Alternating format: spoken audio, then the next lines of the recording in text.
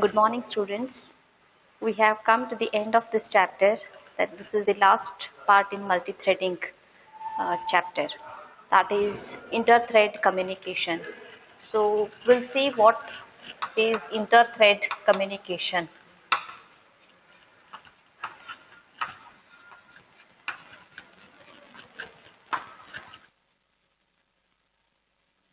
This concept with the help of an example.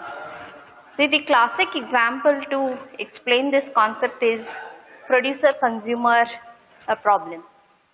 So what is this producer-consumer problem? Consider that there are two threads. One is producer thread and there is a consumer thread. Here we have some storage that we can call it as a buffer or a queue, wherein whenever the producer produces items, so that gets inside this, and the consumer is going to, right? So we have a producer to produce some items, let's say numbers, and those will be consumed by the consumer. So how this works out? Let's say the producer is producing the numbers starting from 1. Let's say the producer has produced number 1. That means that 1 has been stored in the queue. So this number 1 is consumed by, it has to be consumed by consumer. And then producer produces the next number, let's say 2, and it should be consumed by this consumer. Then 3 is produced and 3 is consumed. See, it looks so simple, but it has two scenarios wherein consider that the producer is producing the numbers so fast that consumer is not able to consume those numbers in that speed. Let's say the producer has produced 1, 2, 3, 4, 5, 6 and so on. Consumer is able to consume only, let's say, only number 1. It is not able to cope up with the speed of the producer. Right? So what will happen if when we have the fixed size of storage over here? Let's say we have only a storage of 4 numbers. We can have only 4 elements being stored in the queue. What happens when the producer produces number 1, 2, 3, 4 and 5, 6, 7, 8 and consumer is still consumed only first 2 elements, let's say 1 and 2. So there is no facility to store these 5, 6, 7, 8. So that means we are losing some elements over here because producer is producing the numbers at a faster rate than the consumer can consume those numbers. So there is some issue over here. There is a possibility of losing some of the elements produced by the producer. The other way, let's say a consumer is faster than the producer. That means the speed at which the consumer consumes the elements or the numbers is faster. So consider that it has produced only 1 element. Consumer has consumed that 1 and this is empty now. After consuming that number 1 by the consumer, this queue is empty. There are no more elements produced by the producer. So consumer cannot consume anything. So it keeps on checking whether there is any element in the queue so that it can consume that element. So it is checking continuously, is there any element in the queue, right? So this is another scenario. So these two problems can occur in case of producer-consumer problem because there is no communication between the producer and the consumer. So producer is working at its own pace and consumer is working in its own speed. Correct? So there has to be some communication established between the producer and the consumer so that we can have some sync. See, whenever it produces an element, it should be notified to the consumer that an element is produced.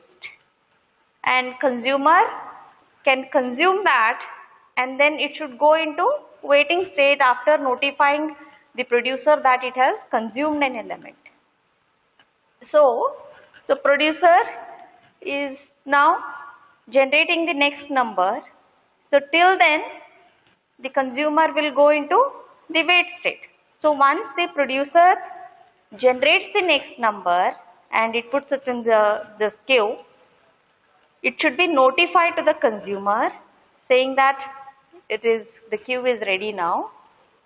The consumer will get into consuming state, that is active state. It will consume the number. It will notify the producer saying that it has consumed that number. And then it will go into wait state until the producer generates the next number. So there is some sort of communication that is happening between the producer and the consumer so that we can avoid the problems that we discussed in the beginning. Okay, so how to implement this in Java? So let's have a look at the program.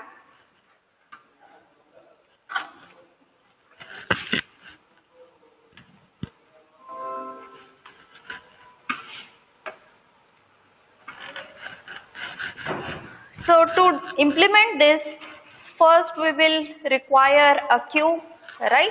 So which all classes we need over here? We need a class queue, right? So let us not consider an array kind of storage over here. So let's consider that we have space for only one element. That means immediately after producing one element, that should be consumed by the consumer and then the producer should produce the next number. That is produce, consume, produce, consume. So that should go hand in hand. So that is a kind of implementation that we are going to do now. So for that I have taken a class queue. So here our class queue can hold only one element. That is the scenario that we are discussing. Of course, you can implement a list of some say fixed sized list, that also can be done. But right now we will consider a queue which can hold only one element.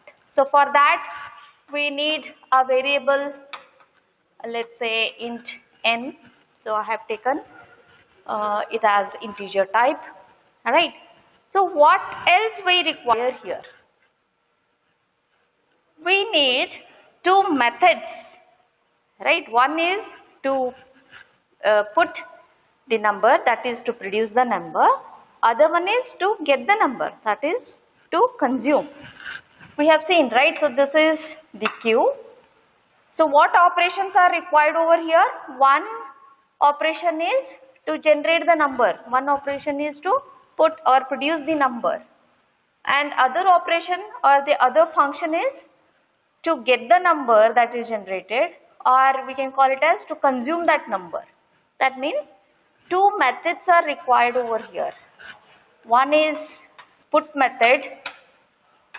So I am just writing the structure over here. Put method means it is producer.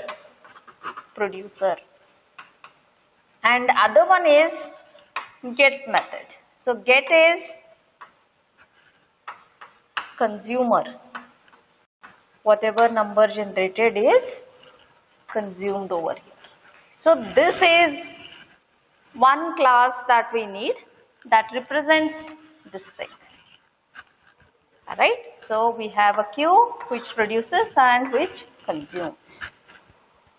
So we have written these two methods, but how are they going to work parallelly?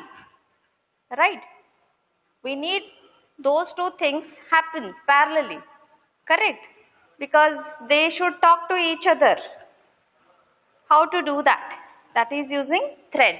That means to produce a number, to produce an item, we need a thread. Right? We need a producer thread and a consumer thread, which will call these two methods. Fine. So to do that, we require two threads over here. Which are those threads?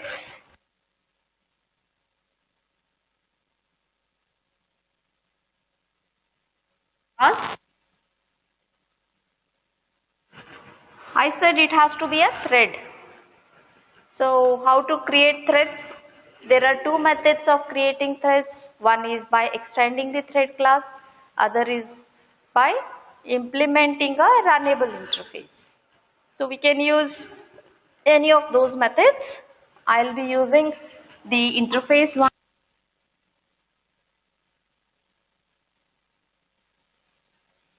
Runnable.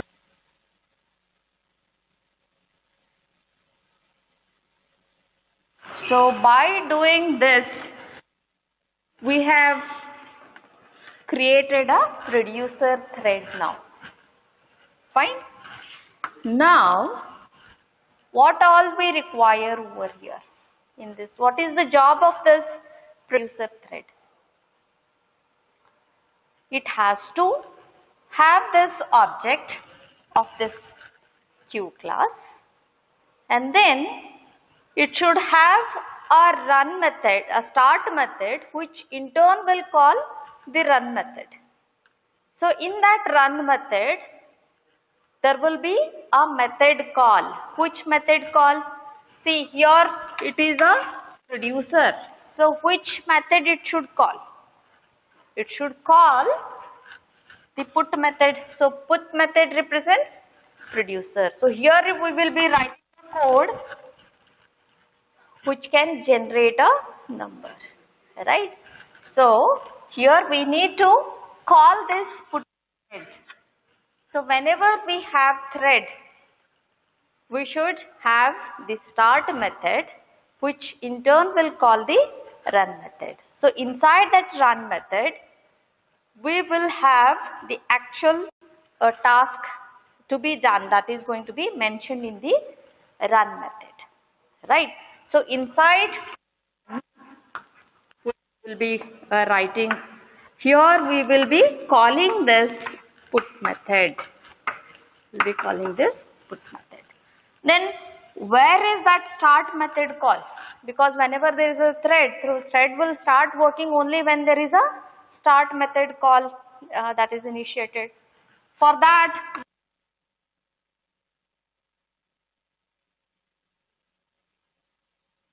will have the same name as that of the class. So here we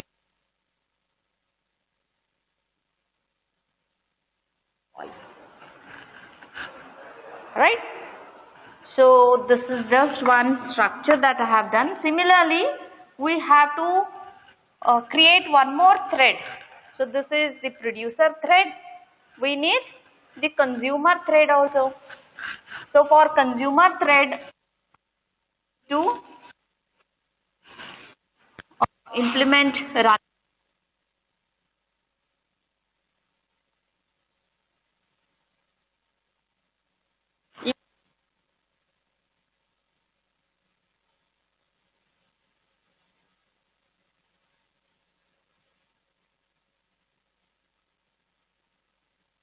Here also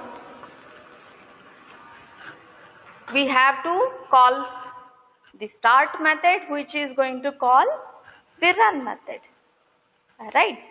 So where should that start method call should be initiated? It should be in the constructor. So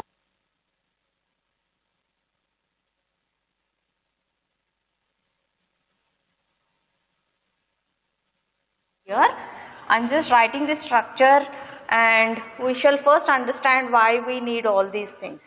And then we need a run method. So what is the purpose of run method over here? What is the task of the consumer? It has to consume the elements. So which is the method that we wrote in the Q class for that? That is get method. So here we have to make the get method call. Right? So once we are done with the Q class, producer thread and the consumer thread, we require a main method from where the program execution begins. So for that, we will take one more user.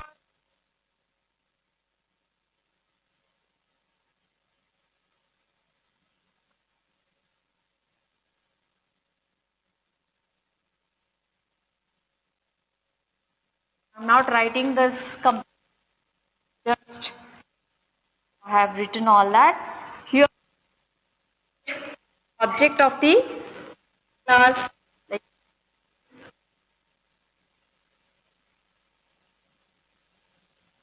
this.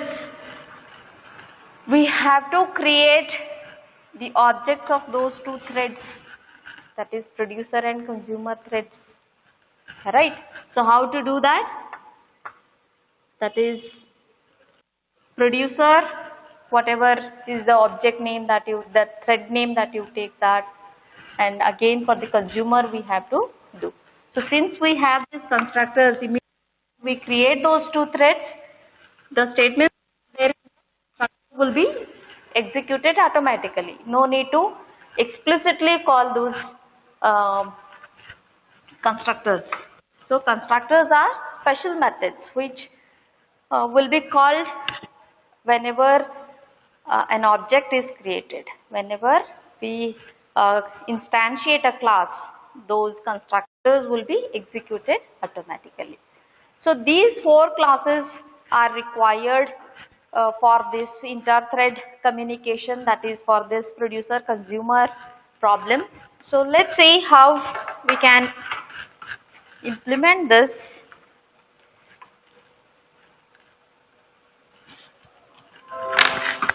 So here you can see that I have taken a class Q.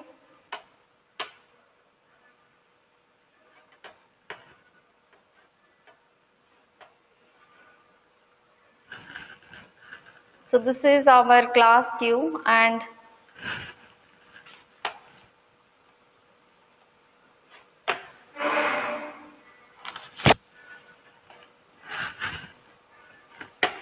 we have integer n. So we have just now discussed that our Q can hold only one number at a time. That is the scenario that we are going to implement. And then we need two methods. One is get. So get method is to consume, and put method is to produce, right? So you can observe that both are synchronized methods. So we have seen the importance of synchronization in one of the lectures, and now let's see what is there in the put method. So put method has to produce one number, right? So here whatever is produced is printed, and the get method has to consume that. So consume means we are just printing that number, we are returning the number that is produced by the producer. So this is the queue that we have. We have a number and two methods to produce and consume. And now to execute these tasks, that is to produce and consume, we have created two threads, that is producer thread. So you can observe that here we have written producer implements runnable interface, right? As I mentioned earlier, you can even write it as class producer extends thread, because that is also way of creating thread. Now what we have in the producer class is we have created a reference of class Q, and in the constructor we have created this object, and we are assigning that object over here, and then you can see that we have started this thread over here. That means immediately whenever that producer object is created, it gets into this constructor execution, and here we should begin this start method. So what is the job of the start method? It will start the thread. So it will in turn call the run method. So our run method should have the actual code to produce the number. That is the job of the thread over here. Fine. Now what we have in the run method is, initially we have taken i's value as 0, and we are calling this put method and passing this I plus plus. That means in the first iteration, first time, what happens? I's value is 1. So that 1 is passed on to the put method. So where is that put method? It is there in the class Q, right? So we need an object to call that put method, object of Q class. So object of Q class is a small q. See, here we have created that, correct? Now when it goes to this put method over here, it will assign that produce number to this variable n. So which is the number that is produced? I's value is 1 now, right?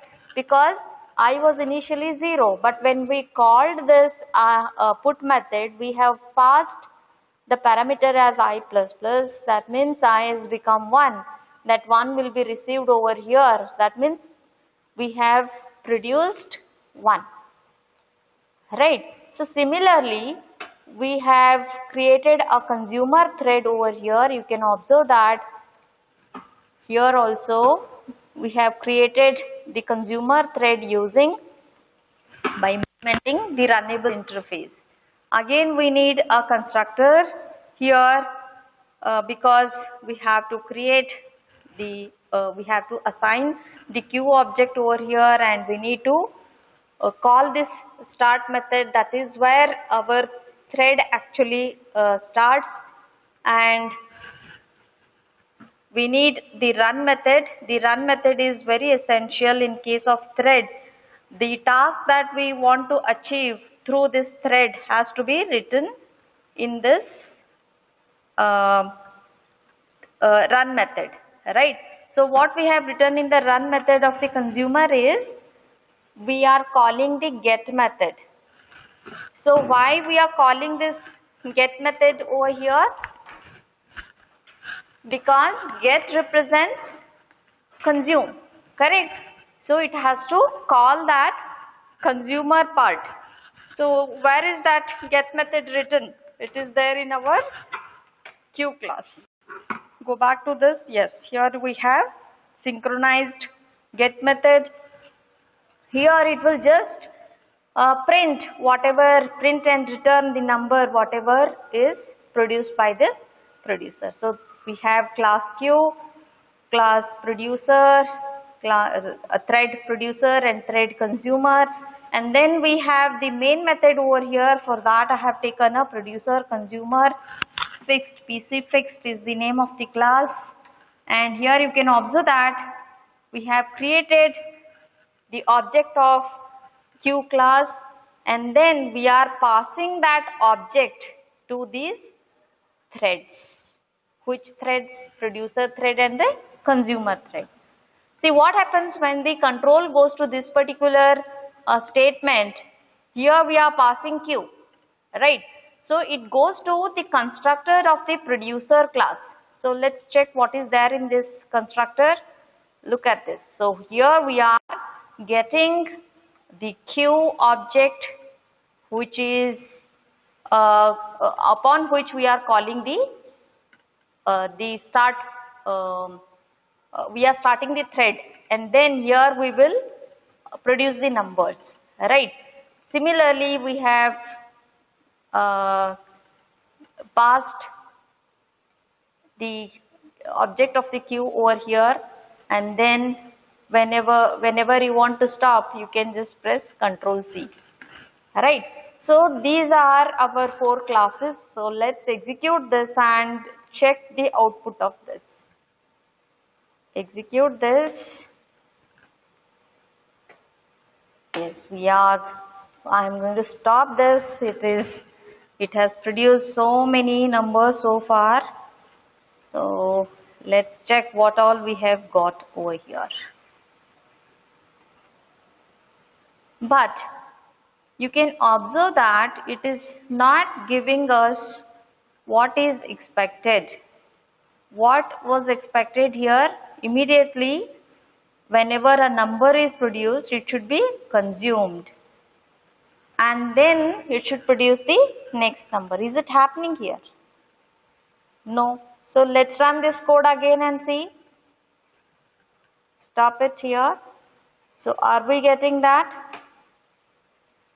Again, we are not getting. You can see that sometimes the producer is producing the numbers one after the other. You can see that 2, 3, 4, 5, 6, 7, 8, 9, 10. That means it is continuously producing the numbers. It is not waiting for the consumer to consume the generated numbers, right? Though we have synchronized get and put methods over here, it is not producing the expected result. What is our expectation here is whenever a number is produced, an item is generated, it should be consumed. So unless the consumer consumes that, the producer is not supposed to generate the next item, right? So it has to wait until the consumer consumes that item. And when the consumer consumes an item, it has to notify the producer saying that it is consumed that number. You can produce the next number. And it has to go into the wait state. Now the producer has to wake up and it should start generating the next item, next number. And after generating that, it should notify the consumer that it has generated the next number. Then it should go to wait state until it gets some notification from the consumer. This is not happening here. Correct? That is the reason it is not working as per our expectation. It is just continuously producing some numbers, and at some point of time you can see that the consumer continuously consuming only one number, and it is just not showing what is expected here, right? So how to solve this problem? To solve this problem, we have to use the methods wait and notify, which are very important over here. So to correctly implement this, we need to properly use those wait and notify methods so that this inter-thread communication will happen properly. So the producer will know when the consumer consumes an item, when it has to start producing the next number, and also the consumer should know whenever an item is produced. When it consumes, it should notify and wait. So this thing should happen. So this wait and notify has to be implemented in this program, right? So we need to modify this program so that we get the expected result. So let's see how to do that, where to include those wait and notify.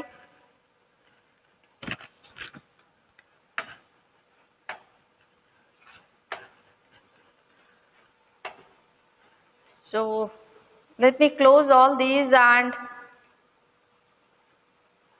I will create a package over here. Let me call it as correct. We are going to write the correct implementation. So which all classes that we need here? We need a class Q, right? So in this class Q,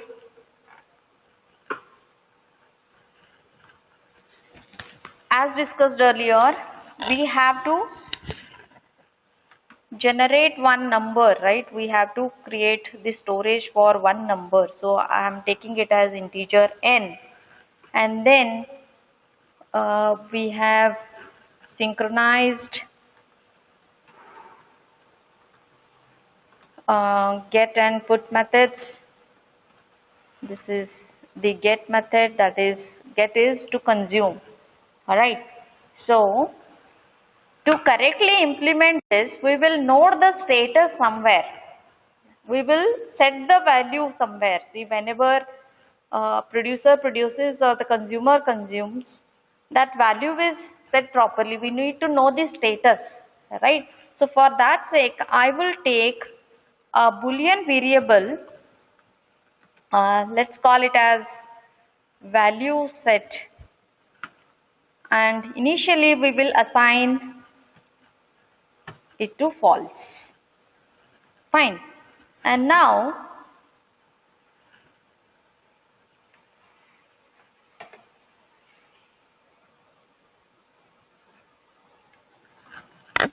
while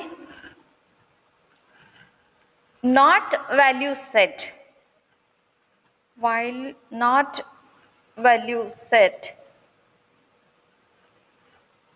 we have to use the try and catch blocks over here, because I'm going to call the wait method. So wait method has the tendency to throw an exception. So we have to place that within the try block. So wait method, and here we should write appropriate catch block. So interrupted exception you can write, or else just exception.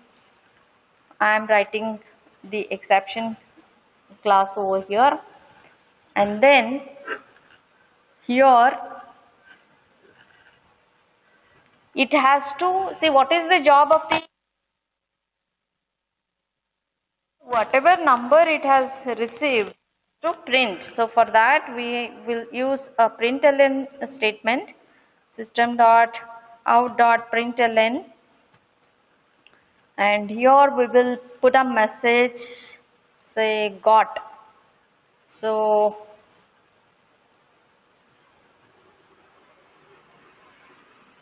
this is, we will write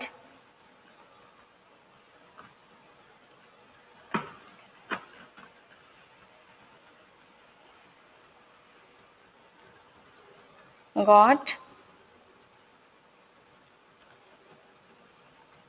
n, whatever number that we have got. Fine. Now after this, to set the value, we need to change the value of the value set, that is the status needs to be changed over here to false.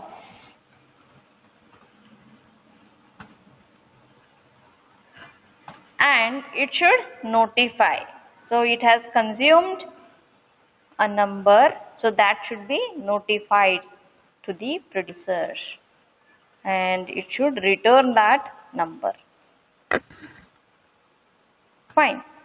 So this is our get method. Now we need to write the put method, that is the synchronized producer method, synchronized put. So here the number that is going to be generated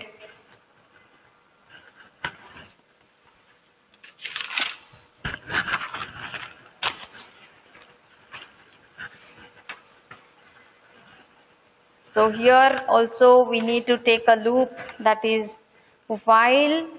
Now this time we will take it as value set. When the value set is true, then we need to call the wait method. So again, since it's a wait method, we have to use the try block. So try, here we call the wait method call, and we need to write appropriate catch block for this. Catch exception, and then since it is a put method, we need to assign the number that we want to produce to this dot n, and we need to change the status of value set after producing the number. So status of value set should be equals to true now, and then print system dot out dot println put. So what we are going to write here, we have produced that number which is there in variable n, and then call this notify.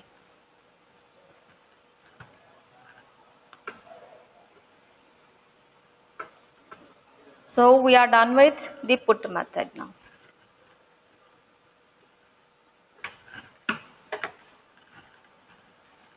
So here we have some error.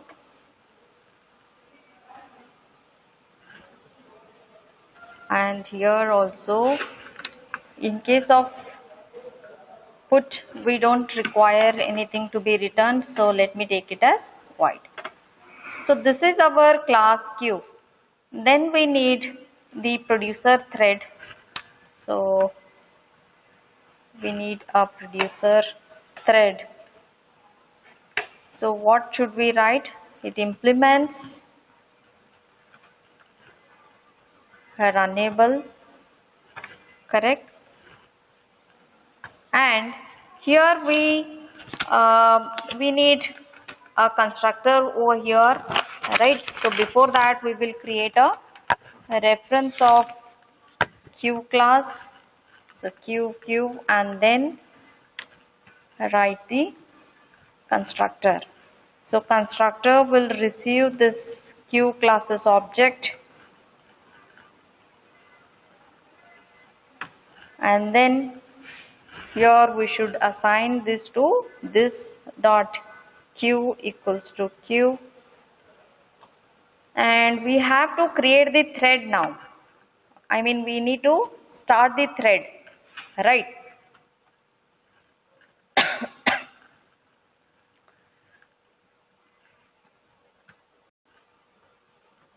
So we can give the name of the thread as producer, and we need to call the start method. So this is where our thread actually starts.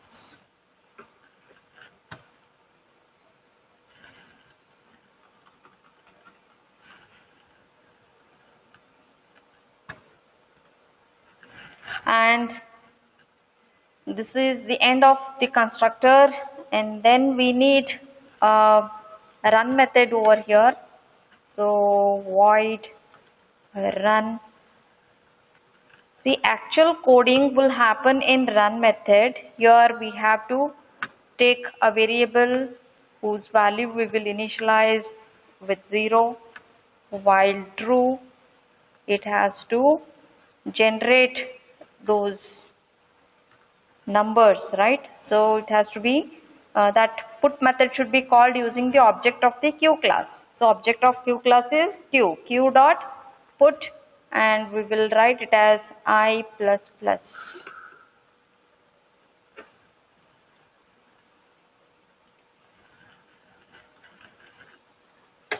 Fine. So this is the producer class, and then we have to create one more class, that is the consumer class, that is consumer thread. So consumer thread, to create this we need to implement a runnable interface,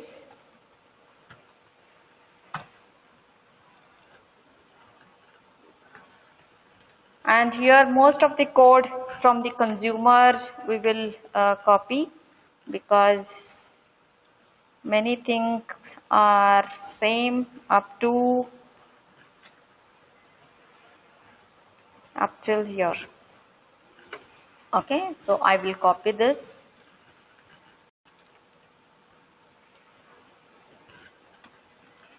In the consumer class.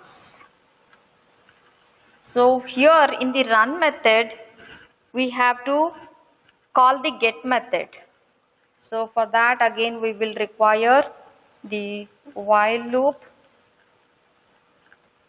and here we have to call the get method using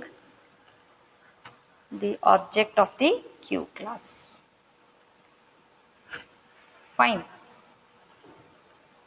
So here we need to change this. The constructor's name should be same as that of the class. So it is consumer. Now only one class is left, that is our main method has to be written over here. So I will take the class name as producer consumer fixed, PC fixed. We need the main method over here. Fine. And here we'll remove all these comments. We have to create the object of the Q class. So let me take it as Q only.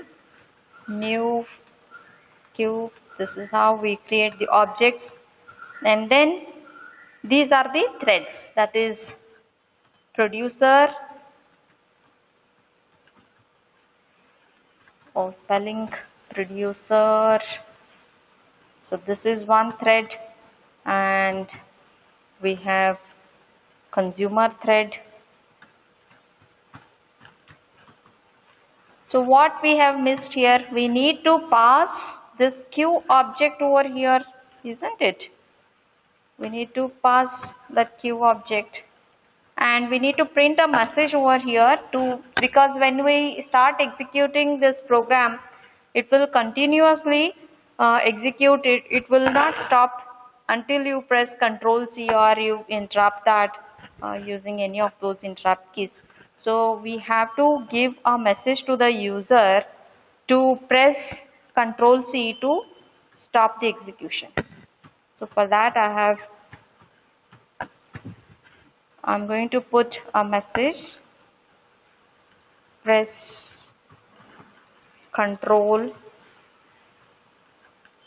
plus C to stop. So this is for the user's understanding sake. So what is happening here? Okay, I have used a comma instead of this. Okay, now we have class Q, producer thread, consumer thread, and we have this main method. So let's run this and check whether we get the expected result over here. Okay, run this code.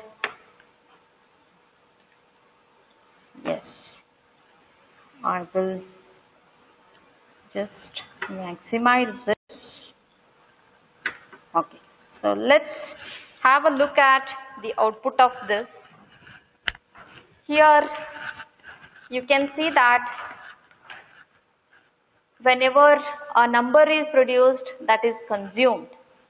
Only after that number is consumed, it is producing a new number. For example, 91 is produced, 91 is consumed. 92, put 92, got 92. Put 93, got 93. Put 94, got 94. That means there is a proper communication that is happening between the producer and the consumer thread.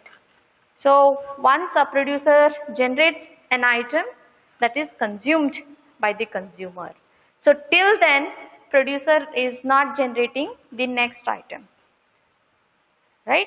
So only when the consumer consumes that number, it notifies the producer, then producer starts generating the next number. That is the reason we are getting a proper result over here as per our expectation. So this is the wait and the notify methods. See, in the previous example, we did not use that wait and notify. So sometimes we could see that producer kept on producing the numbers continuously, and sometimes we could see that the consumer was consuming the same number more than once. So there was no proper interaction between the producer and the consumer. Now using wait and the notify methods, we are able to get this proper communication between these two threads. So this is all about inter-thread communication. So practice both the programs. First you try without using wait and notify methods and just observe the output, and later you can just introduce those wait and notify methods and check whether you are getting the expected result over here. Okay, that's all for today's lecture. Take care. Thank you.